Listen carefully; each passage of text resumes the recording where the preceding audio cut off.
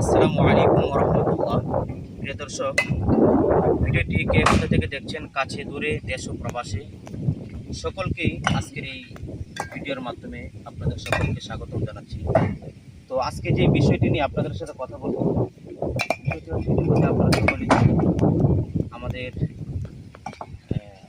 নেত্রকোনা বারহাট্টা থানা চন্দ্রপুর বাজার থেকে নিয়ে এই যে আমাদের এই যে রাস্তাটা দেখতে পাচ্ছেন, কারণ এই রাস্তাটা আজকে আমাদের দীর্ঘদিন যাবৎ মানুষ চলাচল করতে অনেক ভোগান্তিতে তারা পড়ছে। তো যখন বৃষ্টি বাদল যখন থাকে, তখন এই রাস্তা দিয়ে কোনো গাড়ি এত সহজে চলতে পারে না। আমি নিজের সচক্ষে দেখেছি অনেক পটু উল্টে গিয়ে নিচে গিয়ে পড়ে গিয়েছে।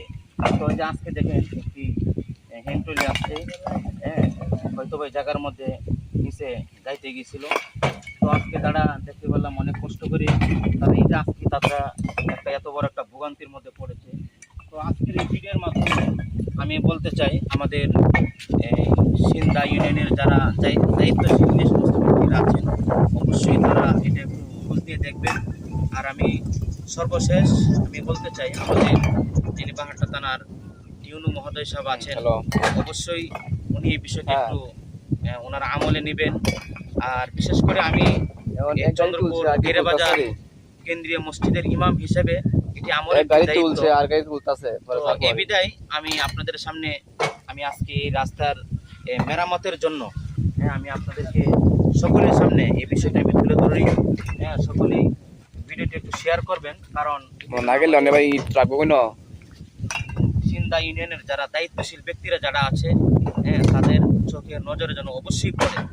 তো আমরা দায়িত্ব অনেকেরই দিয়েই, কিন্তু দায়িত্বের মতে আমরা এই কাজগুলো আমরা পাই না।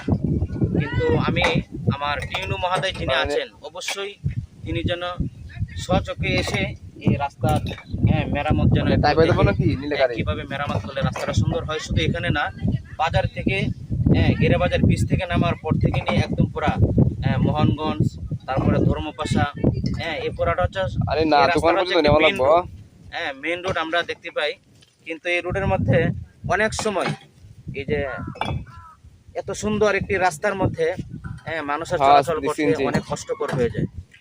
তো আমাদের ইউনু মহোদয় যেন যেই জায়গায় আছেন, আমি আপনাকে দৃষ্টি আকর্ষণ করে বলছি, আপনি যেন অবশ্যই সচক্ষে দেখে এই রাস্তার জন্য একটি পদক্ষেপ গ্রহণ করেন। আপনার প্রতি আমরা সকলেই প্রত্যাশা কামনা করছি। আসসালামু আলাইকুম ওয়া রাহমাতুল্লাহ।